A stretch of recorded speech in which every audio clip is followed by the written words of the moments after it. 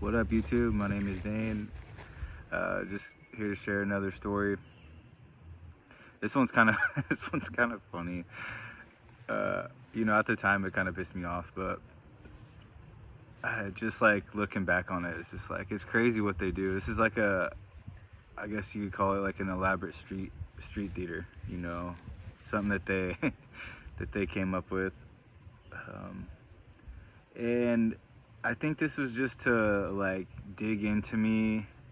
Obviously, it's a little uncomfortable, but at this point, like I was so used to experiencing these things that I'm just like really, But I'll just tell the story. You guys decide what it is. But this is what happened. So I was going to this gas station all the time, like kind of late at night. It's when I was running around, running the streets and all that, and I show up. Normally, like when I get there this late, there's no one there, and I pull into the parking lot. Excuse me. I pull into the parking lot, and first thing I see a car just like mine, right? I mean, just like mine. Same make, same model. And so I pull in, I'm like, oh, really? Okay, one of these deals. So I'm already like a little suspicious. And then I pull in, right? And I'm looking at it, and it's like, I'm telling you, like the same rims, same color, same make, same model. Everything's the same. And I go, oh, yeah, okay. So I'm sitting there, and I get out. And then this dude comes out of the store. This is the part that's kind of funny. It's like, this guy is like obviously on drugs, and so was I at the time, right? So this is kind of the deal. Like, they're mocking me. Dude has the same vehicle, right? And this guy comes out, and he's like, he looks at my car and looks at his, and he goes, "Hey, man," right? This guy's all smoked out, and not to like judge him or nothing, but he's like white trashy kind of feel to him, a bunch of like sketchy little tattoos, and that's whatever, that's on him. But it's just funny because it really felt like they're like saying like this is you type deal.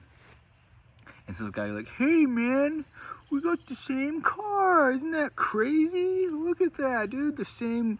And he starts pointing out everything that's the same, and then he goes, "Look, even the same dent on the side. That's so crazy." And I was like, yeah, wow, what a coincidence, huh? And I'm just like, playing along with this, I'm like, wow, how did that happen, Man, that's a real knee slapper, right? But at the time, I'm just kind of like, I'm pissed, dude. I want to kind of punch this guy. But anyways, I'm like talking to him and just kind of like, I'm trying to go in the store, right? But this guy's like, so it progresses a little bit. And then he starts saying this. He goes, yeah, 2 nights ago, my car got broken into. And then, which had happened to another vehicle of mine 2 nights prior, right?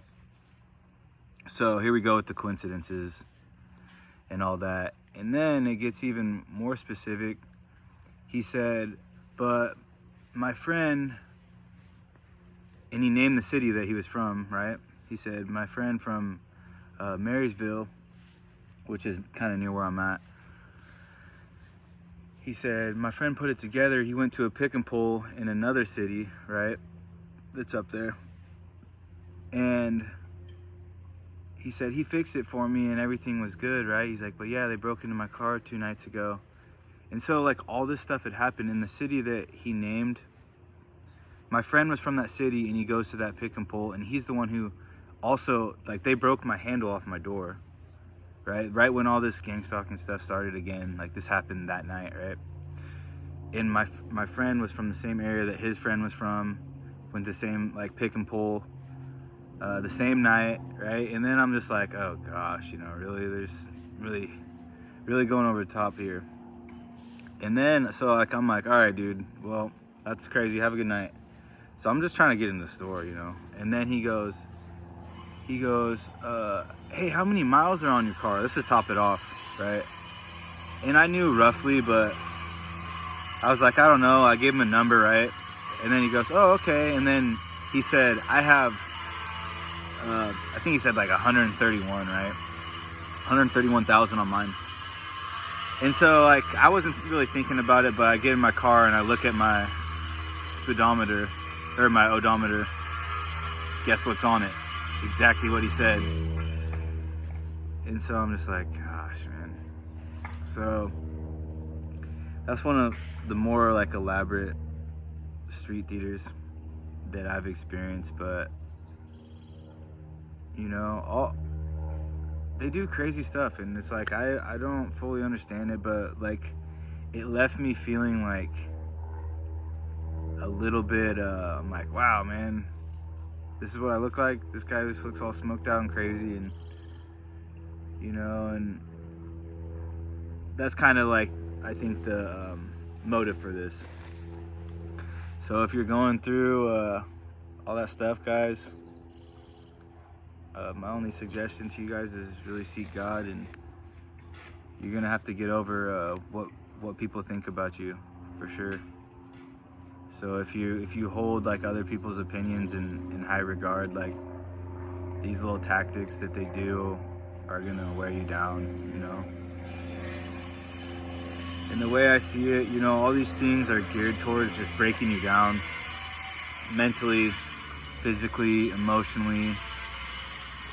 You know, they're always trying to occupy space in your mind, create these trauma wounds, you know, these emotional wounds, stir up hatred in your heart, stir up animosity towards others, you know, till eventually you're gonna isolate yourself even more than they've isolated you, right? And so, you know, I really feel like it's at the core root of things, it's Satan, man. He comes to steal, kill, and destroy. They're trying to get you, you know, either in jail for lashing out on someone, trying to get you, everyone to think you're crazy, end up in a psych ward, ruin your life, get you fired from jobs, to where they can really mess with you. Because I'll tell you what, when you're out on the street, living on the street, imagine how much they can get to you. There is no rest from it, right? They can put people around you all the time, and I know this might happen to some people at, you know, their homes and stuff, but it's a different level. And you're around, imagine the people you're around. You're around street people that are on drugs, people that, you know, probably have hurt people.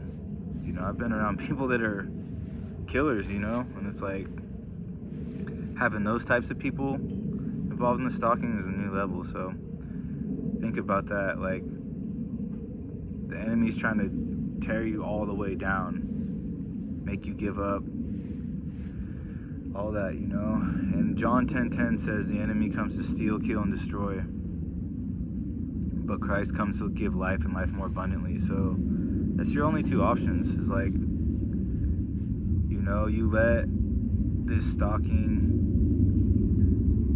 destroy you, or you turn to Christ and you learn how to have life, and you learn how to overcome all these obstacles. So my heart goes out to you guys. If you're going through these things, you guys can hit me up. I'll help you in any way that I can, you know, things that have helped me. Yeah, so feel free to drop a comment.